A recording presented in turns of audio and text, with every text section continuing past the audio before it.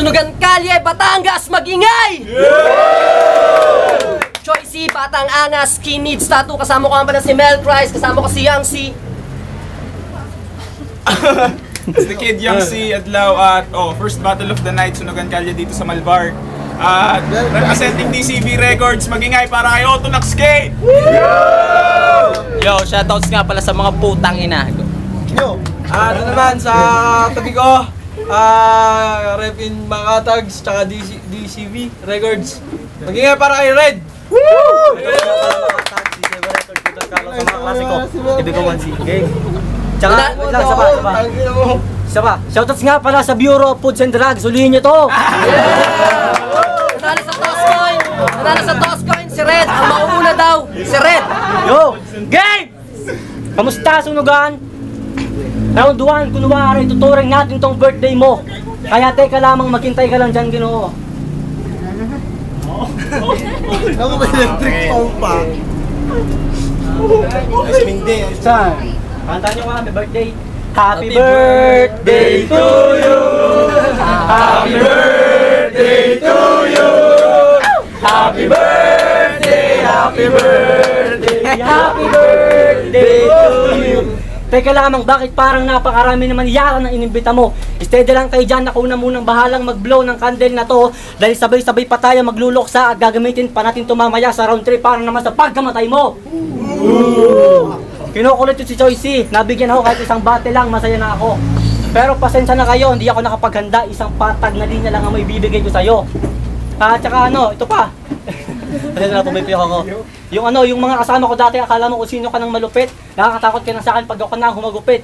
At saka yung mga sinasabi mo pare, ang mga sinasabi mo, mahilig ka daw magpalipad ng tao, tapos iiwanan mo sa ere, anong tawag mo dyan? Aeronautics? Hindi mo wala mga kakayahan ko na parang pinagsamang branch ng matematika at siyensya. Ang tawag doon is statistics, kasi kailangan dito ng tactic at diskarte para sa paglalaro ng Warcraft. Alam mo naman sa sarili mo na masangat ang bara ko sa bara mo, tawag doon, Bargraph! Woo! Bargraph! Para si Tom Mongoloid. Gustong magpasikat at kumukuha pa ng anggulo ng iba. Wala kang makukuha sa sarili mo kasi nga hindi ka naman marunong tumantya. Ang ibig ko lang sabihin, kailangan mo ng ibang tao para mabigyan ka ng simpatya. Dahil ka pa ni Manuel L. Quezon dahil sa 20 pesos nakapag-selfie na siya. Ito lang talaga ako. Malakas magpatama kahit hindi ka na sumindi at maglasing. At ngayon kakaiba dahil ipaparanas ko sa'yo kung paano bangutin ang gising. Summer na ngayon at habang nagsusulot ako, sumasabay naman ang ulo ko sa panahon na mainit. Sa sobrang paghahanda ko sa'yo, nagsaliksik pa ako ng mga pangalang kanuto sa internet. Pilipino ka? Ha? Pero nonsense, nakapagsaliksik ako kaya humanap pa ng kikilingan. Dahil hindi na kaya gawang kanuto sa Pinas, meron pang kanuto o reta na isang Pilipina politician. Mahina ka pa talaga, hindi ka pa aabot kay Kanuto Kalya na isa namang pintor. Mabuti pa gumawa na lang tayo ng pelikula, pero ikaw dapat ang bida, pero dapat masasagasakan ng jeep, tricycle, multicar, kotse, train,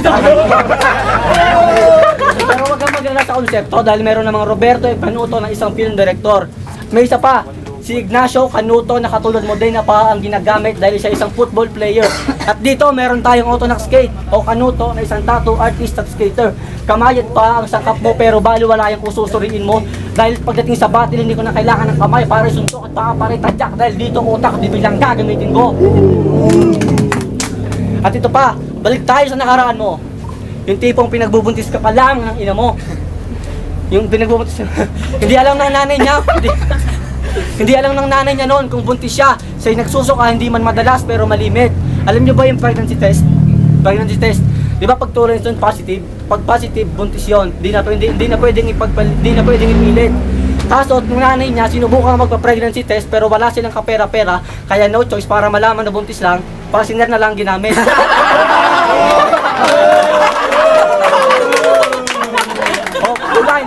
Two lines. Positive. Tapos ito lang ang resulta. Ganyan lang ang itsura. Ang pangit, tapos ang itim pa, dahil ninyo pa ang mukha nakakasura. Sa sobrang itim mo, hindi ka nagpupulbo. Time out mo na pwede ba akong jumingel? Sobrang itim nito, pag nagpulbo sa may kamukha siya, alam nyo kung ano? No. Tok wrinkles. Tingnan nyo. May tem. Pag nagpulbo ito, kahit di na kayo itong sumang-ayon. Pag ito, pinicturan mo, tapos ito, ipopost ko sa Facebook, ang nakalagay makeup transformation. Kutsilyo ka lang at ako samurai kaya hindi mo ako matatamahan kahit tumirang ka pa ng tapang sa weeds. Pag ako na nagsimulang humiwa, wow! 666 damage with critical hits tayo. Unang banat para kay Otonax Escape! Yeah! Eh nung pakialam mo kung may team ako, gusto mo pag-uwi natin tatuan kita ng titi sa noo? Ha? At eto, unang putahe ngayong sunugan. Ikaw yung aking kalaban. Pwes hindi na kita uurungan. Ngayon dito sa ating laban, hindi ka makakatakas. Dito mismo kita gigilitan. Kaya mga kaibigan, wala bang palakpakan dyan? Intro pa lang yan! At eto lang ang sasabihin ko sa'yo, hindi ka na makakauwi sa inyo. Kahit pa sabihin ng iba na gangster ka, tangina ka sa akin, patay kang punyeta ka. At huwag mong mamaliitin ng tulad ko. Mas malawak pa yung utak ko kaysa sa'yo at yung gitnang daliri ko, pumapak yung sa'yo. Ano, nagets mo? At kung di mo nagets, isa ka palang puta pets. Hindi ko naman inaasahan na laban na to, pre. Mas lalo akong lumalakas pag nakasinde ako ng dube. At naganap lang ako ng tiyempo para makasali dito. Natupad na rin ang gusto ko, papatayin kita gamit ng aking liriko. At eto pa, at siguro naman nabalitaan mo yung 44 na sundalong namatay. Uulitin ko, at siguro naman nabalitaan mo yung 44 na sundalong namatay.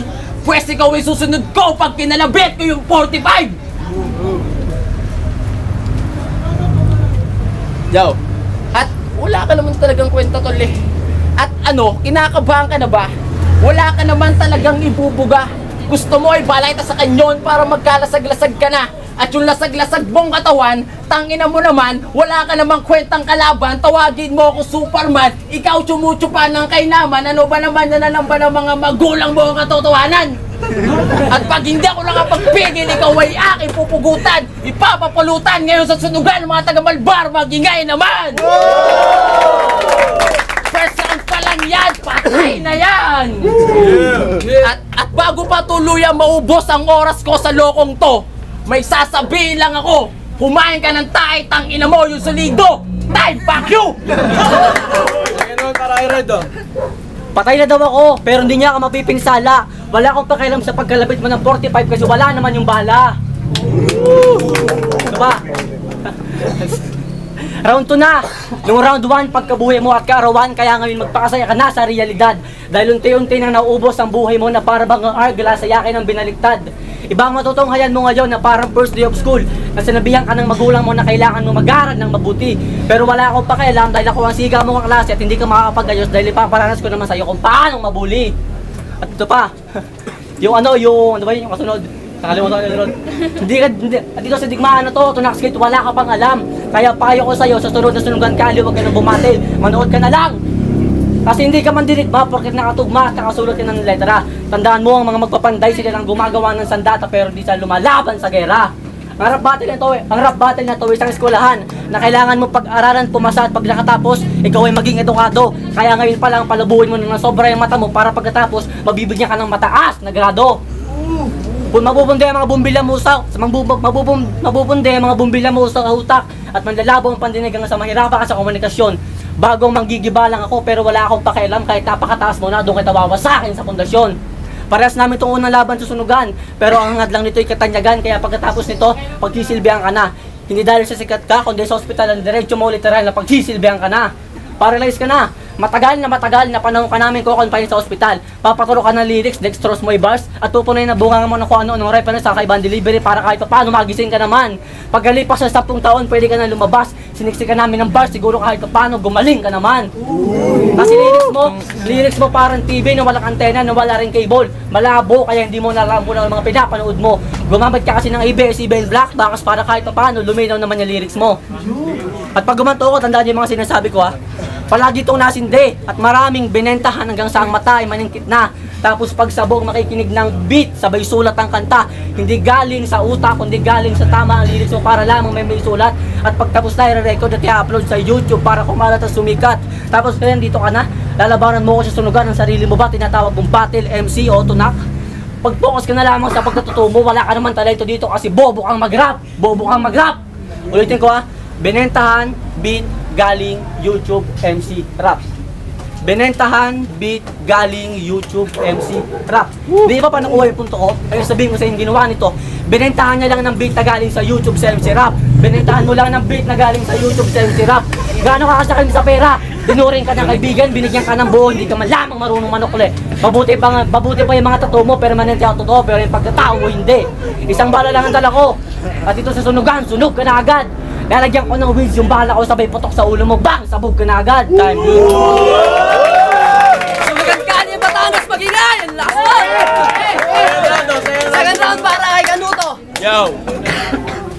Matindi pa sa putok ng barel ang aking tugma. Pag tinamaan ka ng bars, sabay-sabay sa iyong muka. At huwag ka nang magtataka kung bakit ganito ako magsalita. Kasi second round na, tatanga-tanga ka pa. At kung may dala akong barel, kanina ka pang tumba. At para lang akong doktor na nag-o-opera, ooperahan kita, tatanggalin ko yung ulo mo, idudonate ko sa kultong gumagala. At sabihin mo sa syota mo kung may syota ka man, pwede ba siyang maimbitahan sa amin at dun kami mag-hardcorean? At wala rin akong pakialam kung matapang ka pa sa lugar mo. Yang kinatatayuan mo ang aking teritoryo. Gusto mo ipagulpi kita habang nagbabasa ako ng dyaryo? Naiintindihan mong hayop ka, tangina ka, punyeta ka at kung ano-ano pang mura. Kasi para kang gobyerno, bulok yung sistema. Mag-chill na lang ako mamaya at magsisindi ng marijuana. Ano, naiintindihan mo ga? Shit! Fuck you!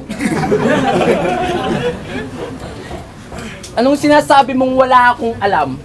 Kinukuha ko yung alam ko sa weed. Eh, tanga ka pala eh. Talagang ganun ako. Nagsisindi talaga ako. Bakit gusto mong itry, no? Time. Last round para kay Red. Yo, bago lang ako. Natila bagong kutsilyo dito sa liga. Pero wag mong mamalitin ang pagiging bago ko dahil ang bagong kutsilyo mas mataras pag pinanghiwa. O ano, huwag ka kasing magmayabang, nakakala mo alam mo na ang lahat, mahiya ka naman sa judges at sa crowd. Nag-lowride ka na, nag-skateboard ka na, nag-tattoo ka na, nag-rap ka pa. Aba, dag mo pa katulong na all around. At tinanong ako ng mga tropa ko kung sino daw ang aking mga kalaban. Ang sabi ko, wala namang kwenta, si Otto nag-skate lang naman. Hindi ko ba kasi ito kilala eh. Kayo, kilala nyo ba siya? Kilala nyo to? Ito siya, plastic, addict, mongoloid, manluloko, manyakis, magtatato, rapper, skater, mahina at bobo. At ang ganitong tao sa Pilipinas lamang makikita. Huwag ka namang magkalala, hindi kita nilalait, dinidescribe lang kita sa kanila. At pag may gusto itong babae, madalas manira ng ibang tao para siya ang magustuhan. Mabuti pa ang lata kahit maingay, at least totoo naman. Ang ganitong klase ng tao dapat tinatapon sa basurahan. Kaya kayong lahat maging mapagmahal sa kalikasan. Ang ganitong uri ng plastic hindi dapat tinahaya pakalat-kalat sa lansangan.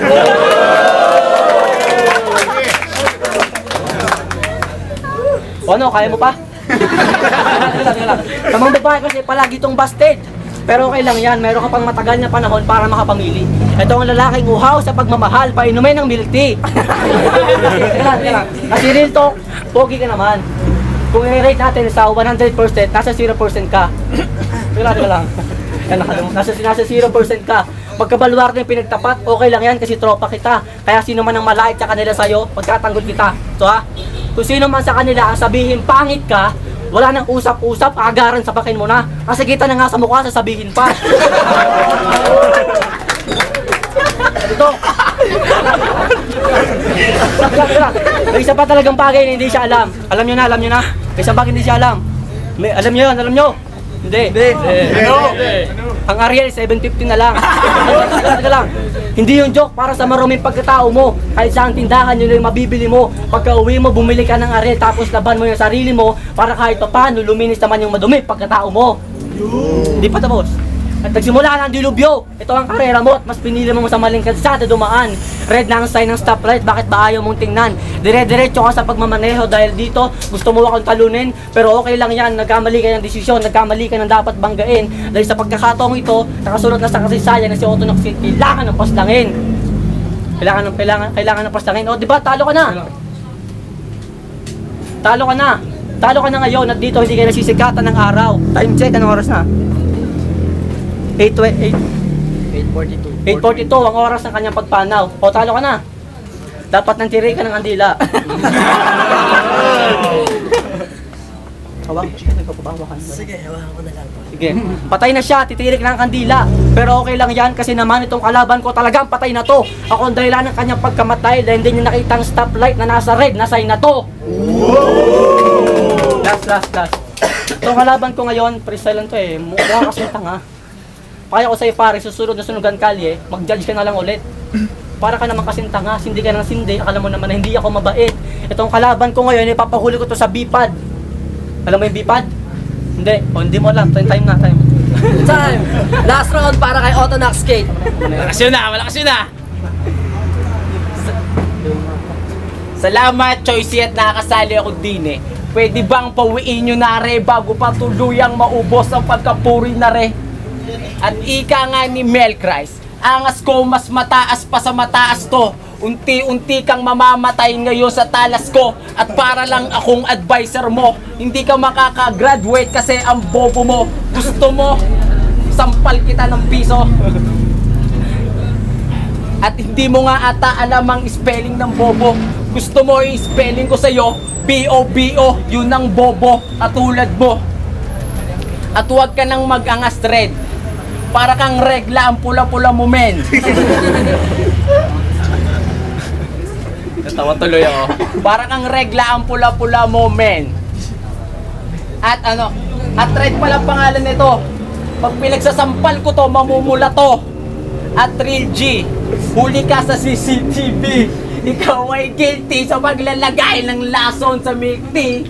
At new death penalty. Gusto na kitang mamatay, inumin mo na yung milk tea.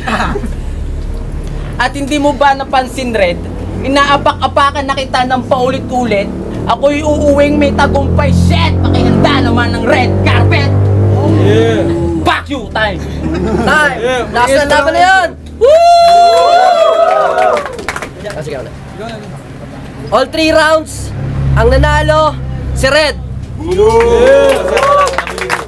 Sabi ko man si makatag kay Don Carlo.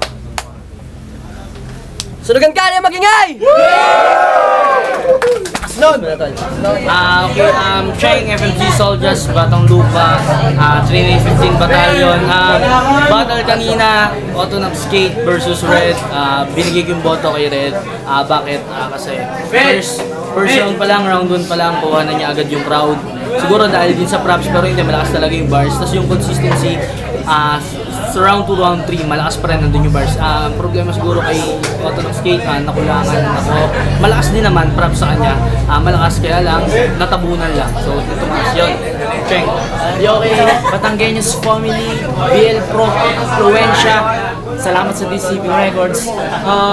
Boto ko, Red. Ano yun? Versus Otonox Skate.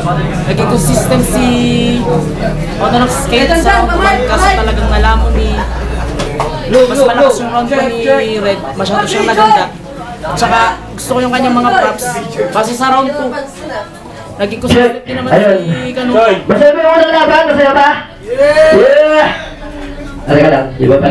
Si Kanuto kaso, mas lumamang pa rin yung mga sulat ni Red at gusto ko yung kanyang mga setup. Pero kahit mahaba pero ako patok yun. Round 3, okay na yun. Red, kitang-kita naman doon. Yo, AJ, galing ako 5. So, bali lahat ng rounds binigay ko kay Red. Kasi handang-handa siya, mahaba, lupit, yun lang. Pasensya siya na kay Kanuto. Kasi sobrang lupit talaga. Pasensya na Kanuto.